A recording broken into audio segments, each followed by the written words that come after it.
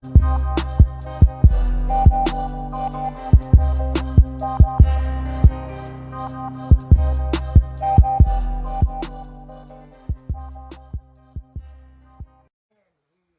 back with another episode of the podcast presented by Simple Math Matrix.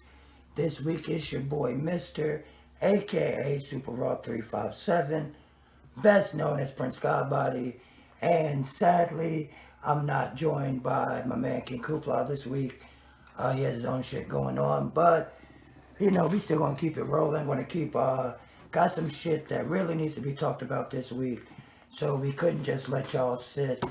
I'm gonna start with special rest in peace to Stephen Sondheim. If you're not familiar with him, or if you're only familiar with him through the South Park episodes, he's one of the greatest writers, composers in Broadway musical history, like American musical history. Some things you would be familiar with him, are familiar with that are by him, would be things like Sweeney Todd, Into the Woods. He's had like such a huge impact on American musical theater that if you have any sort of interest whatsoever in American musical theater, then you for sure definitely know who Stephen Sondheim is, sorry. He was 91 when he passed, natural causes. So it's not necessarily a tragic death. It's one that, I mean, all deaths should be celebrated, in my opinion. But more so, he got to live out his life. He also got to see his success and the fruits of labor from his success. And one thing a lot of people don't know about Stephen Sondheim is that his career kind of bloomed really late for him. He was 40-ish, 50-ish when he really started to pop. So he's really a living, or was a living testament, or, is a true testament to the fact that it's never too late to follow your dreams. As cliche as it sounds, it's never too late to follow your dreams, because if you do, you might just become the next big thing. And that's really what happened with Stephen Sondheim. In the same breath of deaths that we have gone through this week, rest in peace to Virgil Abloh. A lot of people know him as a designer, a fashion designer, but he was that, but he was a lot more. Virgil, whether you liked the clothes or not, or whether you liked his designs or not, you had to respect the fact that this man came from true hip hop culture and was able to get his way into the biggest fashion house in the world, essentially. Him working for Louis Vuitton and essentially being their most recognizable designer meant way more for the culture than it probably ever meant for him himself. Virgil was always a real humble guy. I know they had he gave the $50 jokes, but that was still something that wasn't exactly portrayed correctly. So Virgil is one of those guys who he legitimately cared about the culture. He legitimately cared about fashion, and he mixed those two things. And when he did that, he kind of turned the shit upside down. People really wanted that off-white. They're going to want it even more now. We could have a whole conversation about how price gouging occurs after anybody's death in relation to the merchandise. But that's a whole different discussion for a whole nother day. But even while he was alive, off-white was the thing. Whether you liked it or not, it was popular. It was the thing. The Jordans were selling out. The tees were selling out. All of it has always been selling out. When he was selling the fucking caution, like sticker-esque, like strap belt buckle belts, people loved them shits. He was a true visionary. He wrote brick on West Side's brick. You got to give it up to the man. Whether you like what he personally created, Virgil really was our first true representation in legitimate high fashion. We've had, the Rockawayers and the Sean Johns and, rappers and blacks in general have had clothing lines. That's not a new thing, but there hasn't really been a guy as authentic as Virgil in such a high esteemed place as Louis Vuitton Fashion House, literally creating everything that the world wants to wear and the coolest shit in the world. So again, rest in peace to Virgil. And man, it's really sad. A lot of people, I mean, we were all shocked because he was young. He was hiding his diagnosis, which I don't blame him for at all. When he's providing all this, I mean, I'm not going to speak for anybody, but he provided so much as an artist to the world that no matter when he went, it was going to be shocking. And he probably at the same time didn't want to, a lot of people that are in that position, i.e. Chadwick Boseman, you don't necessarily want to draw the attention to you being sick. Anybody that's being sick has been sick before. Like I have in any capacity where you're really fucked up, like type sick. Like it's not necessarily like at the forefront of your mind when you talk to people. You kind of want to celebrate your life while you're getting to live it. And they just had Virgil's last fashion show actually today, or it might have been last night or today, and it's wild how things happen like that. His collection was done, and they were able to present it after they. Now, who's to say he didn't set it all up? You know what I'm saying? Sorry about that. A camera shake. Sorry about that. A true visionary always has a plan, and I feel like Virgil always had a plan. You know what I'm saying? Not telling the public about his diagnosis was a part of that, and leaving the world with his art might have been a part of that. And I don't want to speak for anybody, but rest in peace to him. Rest in peace also to Ahmaud Arbery. We finally did get justice in some capacity in one of these wrongful death suits. A week after we see Kyle Rittenhouse essentially walk free, not even essentially, he definitely walks free from the hands of justice. We get the verdict back that all three men involved in the Ahmaud Arbery murder would be charged both with murder and other charges. I would say their names, but it's not worth it to say their names because to do something like that it does not deserve recognition on a personal basis whatsoever, in my opinion. But it's wild to see the country we live in where, like I just said, 1 month we could have Derek Chauvin going to jail for something that was trivial. The next month we have Kyle Rittenhouse, or not the next month, the next time, big case, not to exclude anybody else, but next big case we have Kyle Rittenhouse walking free from what a lot of people said was, well, no, that was also a mixed one, because a lot of people said that was murder, a lot of people said it was self-defense, but he does get off, whether or not he does take multiple people's lives and walks away free. And now, a few days after that, we have three men who take one man's life. And then, not on top of that, they also videotape it and submit the videotape evidence themselves as evidence of them not doing anything. So something we knew, everybody pretty much knew they were wrong for, get called for. So it's almost like you're shaking two dice with the justice system and murder. If it's social justice, social murder. And I mean that to say, when you're committing a murder and it's not retribution, like I am targeting this person. When somebody happens to be a victim of your, it's hard to phrase this in a way that I guess makes sense. When somebody's a victim of your personal retribution, that's a social murder. So with things like that, same with George Zimmerman, social murders, you kind of roll them two dice. One says guilty or not guilty, and the other one says walk or not walk. And essentially, no matter who you are, we've seen like the past year that no matter who you are, well, not white-wise, you're going to be shaking those dice nowadays. No longer can you just kind of easy breezy walk out of there.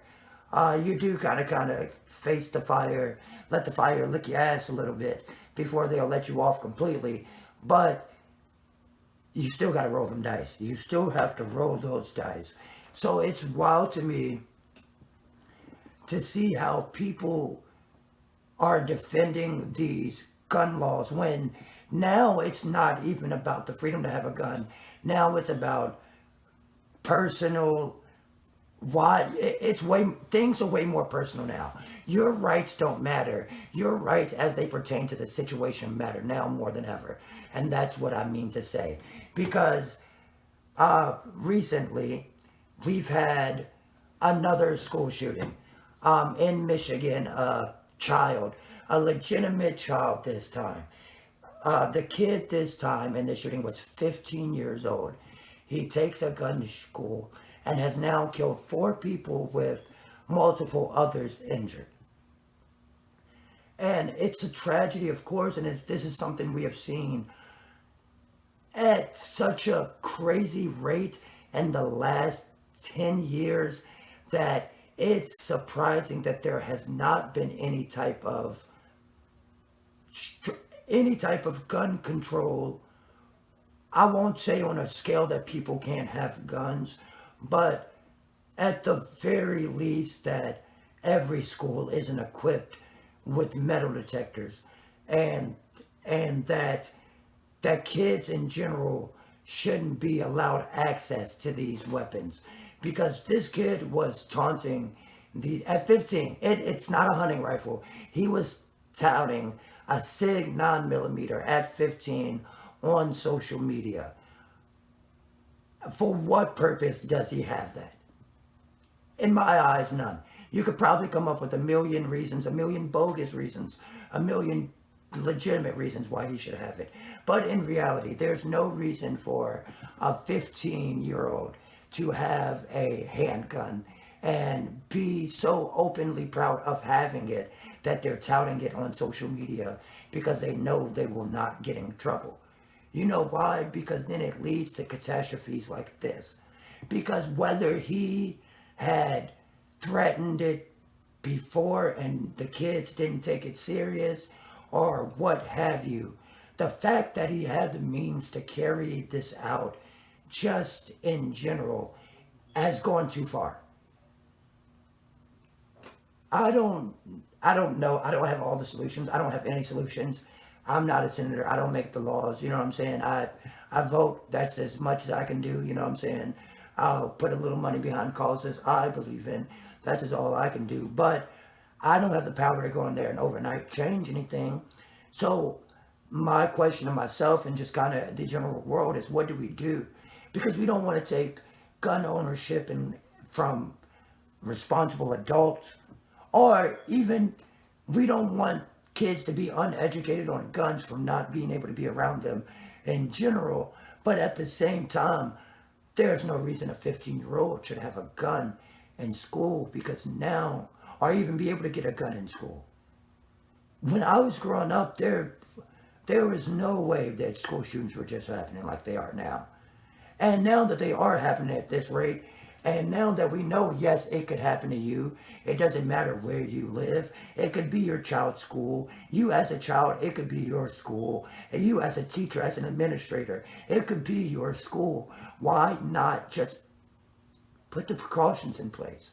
But I guess at the same time, if he starts blasting before he hits the metal detectors, you beat the precautions. So it's a crazy world we're living in out here. I guess it's really the best way to surmise this, because, hey man, prayers to everybody who's lost their life and has been affected by this. That's for sure. I don't want to let that slide by any means.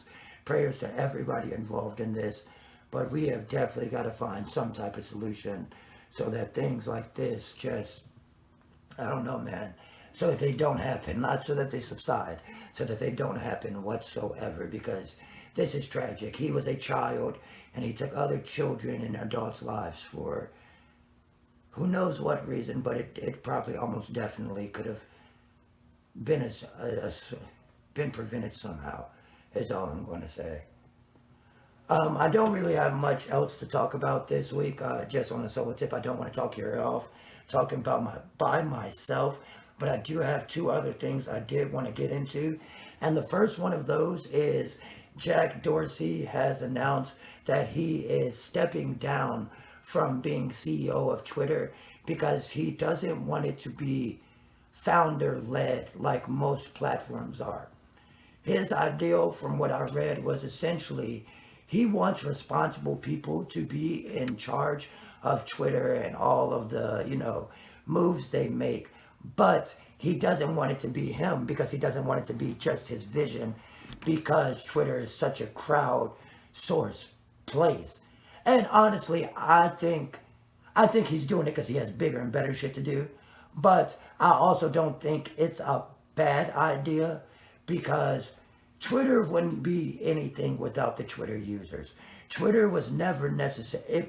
At first, it was about the celebrities until real people got up there and started to use that as a platform to just. At first, it was to be silly. Now it's more political than anything. But at first, you could get just people's train of thought, stream of consciousness raw. And it was honestly some of the best shit ever. Some of the people you would see every day would be saying the wildest shit on the internet. And they were honestly believe that shit in real life.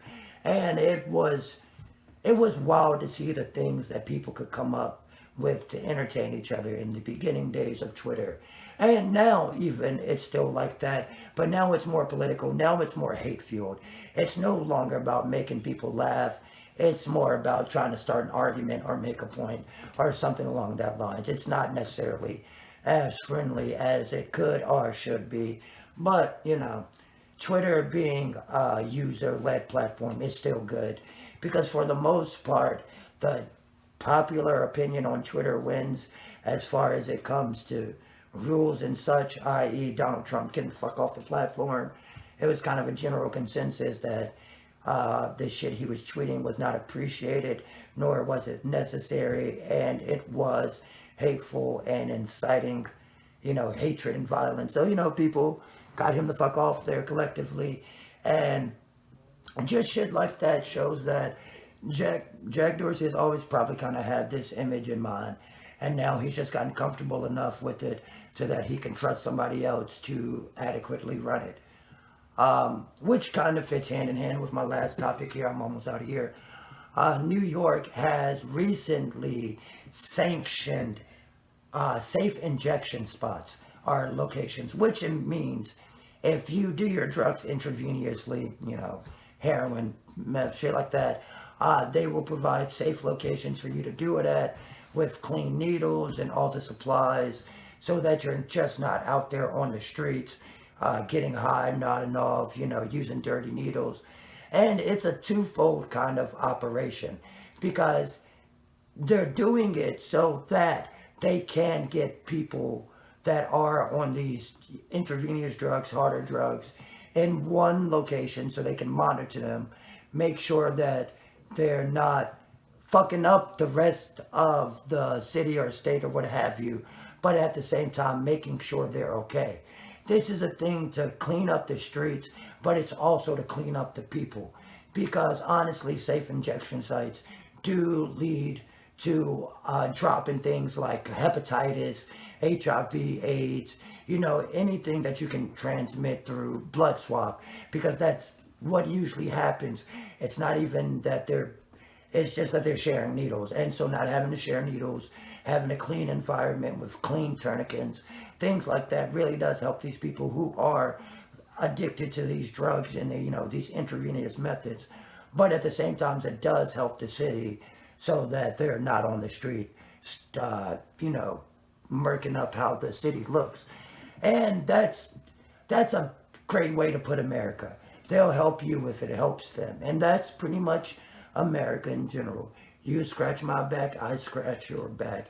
It's very few people are doing the favor out of the kindness of their heart. It's always a favor for a favor disguised as something usually, but sometimes it's genuine. The people that are working in these houses, I feel like, are going to be genuine people who genuinely care about the patients that come in there. But at the same time, you will just have the people that are funding these programs that just want to feel like a good person type thing. But like I said, I don't want to talk y'all's ear off this week, so I'm going to go ahead and get out of here. It's been a lovely one. It's your boy, Mr. a.k.a. Super Raw 357. best known as Prince Godbody. I'm signing out for the entire Simple Math Matrix crew, and we'll see y'all next time. Peace.